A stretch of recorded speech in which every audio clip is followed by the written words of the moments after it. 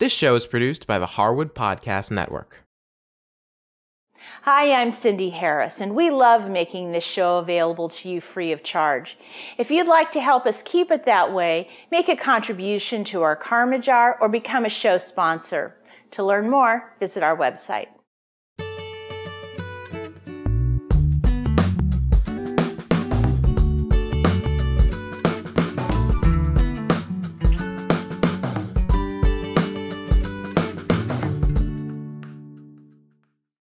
Today I'm baking a batch of gluten-free or not almond cookies.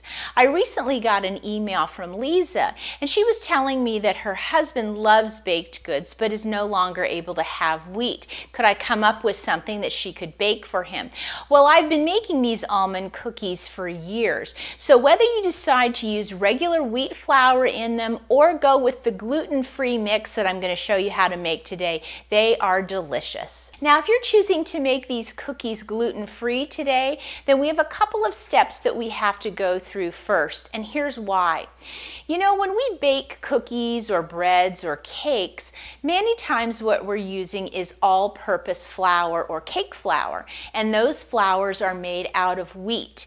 And when we take that flour out of a recipe, we've got to add something to it, because wheat provides not only the volume that we need in a baked good, but it also provides texture and that kind of chew that we expect from a baked good. So when we take the wheat flour out, what are we going to put back in? Well, I've found that you can't just replace it with another flour. You need a combination of flours. And what I'm doing today is I'm going to show you a flour mix that is made just for cookie recipes that if we put together, you should be able to use that on a 1-to-1 ratio with any of the other recipes in the Cookie Jar podcast or any other cookie recipes you have. So let's get started by mixing those flours. Now, the first flour we're going to use is called sorghum flour, and sorghum is a grain that is grown, and it's grown mainly in tropical climates. And the thing that's great about sorghum flour is it's not made of wheat, obviously, but it has a lot of wheat-like characteristics, and that's why it's really good in baked goods. It's very smooth and fine like wheat flour, and it almost has kind of a wheat-like taste to it. So this is going to be one of the main ingredients that we use in our mix. So I'm going to measure out 1 3/4 cup of sorghum flour, and I'm going to put it in a medium-sized mixing bowl because I'm going to mix all of these flours together before we actually start baking with them. So I'm measuring out 1 3/4 cup of sorghum flour. The second flour we're going to be adding is a garbanzo bean flour. Sometimes it's also called chickpea flour. Now, what this flour brings to our mix is the moisture and, again, texture that we need in our baked goods. So I'm going to measure out just 1/4 of a cup of garbanzo bean flour, and I'll put that in with my sorghum.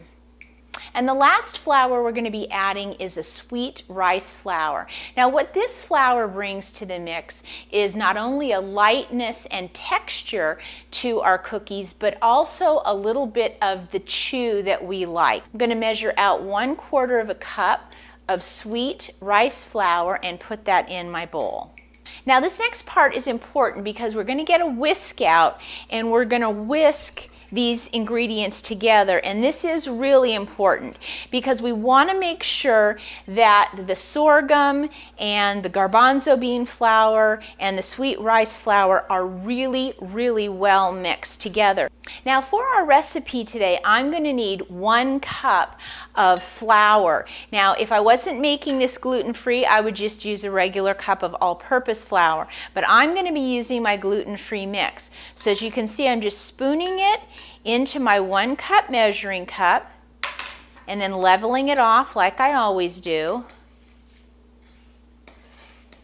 And then I'm just going to set this to the side. Now, we want to make sure that we keep keep the rest of this mix because this can be handy in another recipe. And you'll want to get a container with a lid that goes to it, and you'll want to label the container, and here's why. In some of our other shows like the Daily Bread and Sweet World, I'm going to be showing you other gluten-free mixes, ones that are specifically for cakes and for breads and for pastries. And so they will look very similar to you in the refrigerator, but they will have very different makeups because they'll have different types of flours in them. So you'll want to make sure that they're labeled really well. So I'm just going to take the rest of my flour mix, I'm going to spoon it in my container. I'm going to put the lid on and I'm going to store this in the refrigerator. The reason being is we want to keep all those flours really fresh and ready to go the next time we want to bake something. Now we start making our cookie dough. I'm going to begin by getting a half a cup of butter out of the refrigerator, and I'm going to slice it in half lengthwise twice and then run my knife through it to get these little cubes of butter. And then I'm going to put this in my standing mixer, but you could totally use a hand mixer for these cookies. Then I'm going to add 3/4 of a cup of sugar to the butter, and I'm going to let this cream on a medium speed for about 2 minutes. Then I'm going to add 1 egg and a half a teaspoon of almond extract. I'm going to put the mixer back on and let this beat for 4 minutes. Now about halfway through, I'm going to stop the mixer just for a minute and scrape down the sides of the bowl and the beaters because I do want to make sure that everything is getting well mixed, and then we'll let it go for another 2 minutes. Now that the butter and sugar is nice and fluffy, we have to grind some almonds. Now what I'm using are some slivered almonds, and I keep these in a jar in the freezer because I like for the nuts to stay nice and fresh for when I'm ready to use them when I'm baking or cooking. I'm going to measure out about 1/4 of a cup of the sliced almonds. I'm going to put them in my little food processor here. I'm going to grind these up until they're nice and fine. Now you want to be careful that you don't grind them so much that they turn to almond butter, so do be careful.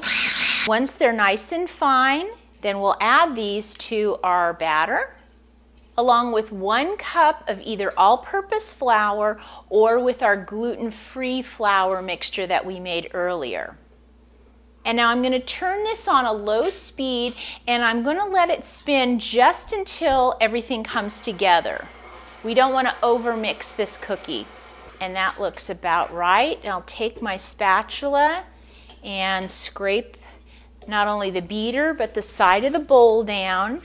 And if you find that you still have some flour on the sides, give it just another quick spin, just a couple of seconds, just to make sure it's all mixed up.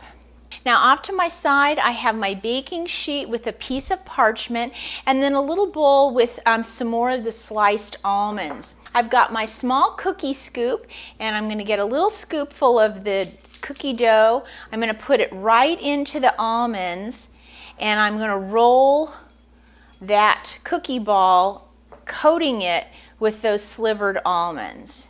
And then I'll take and place it right on my cookie sheet. Make sure to leave a little space between each one.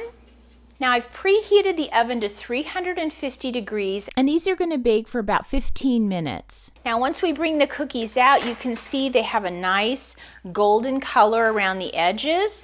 We want to pull them off the baking sheet on a rack to get them to start cooling. Now while the cookies are cooling, let's make the chocolate glaze that we're going to put on top. I have a small saucepan. I'll put in 1/4 of a cup of heavy cream, 1 cup of semi-sweet chocolate chips, and 2 teaspoons of light corn syrup. And this corn syrup gives the glaze not only a nice shine, but a little bit of viscosity that I like. Then I'll take this over to the stove, and on a medium heat, I'll stir it with my spatula. Now once the chocolate is nice and smooth, I'm going to pour this into a small bowl, And here's why. I want to give you a couple of choices for how to put the glaze on the cookies. And one of them is to take a cookie and hold it up like this and dip it about halfway into the chocolate. So that's why we need a nice small bowl. So I'm going to do those for a few. And then the other thing you can do is take a fork and get some of the glaze and just sort of drizzle it all over the top. Now, if you have any of the chocolate sauce left over, make sure to cover it when it's cooled down and put it in the refrigerator. You can reheat it in the microwave and almost use it like a chocolate fondue. You can dip bananas or marshmallows or other cookies in it, and it's also even good spooned over ice cream. And pop these into the refrigerator for about 10 minutes so that the chocolate can set up. Well, if you are going gluten-free, I hope you'll give these almond cookies a try. And if you're not gluten-free, give these almond cookies a try. They're really, really good. Now, if you do want to give them a go at home, just go to our website. I'll have the recipes there for you at the cookie jar show notes. And if you do make them, please send me a photo. That way I can send you either the cookie badge or the gluten-free badge. Don't forget to visit us on Facebook, and as always, if you have any ideas or questions for me, please send me an email. I'll see you next time.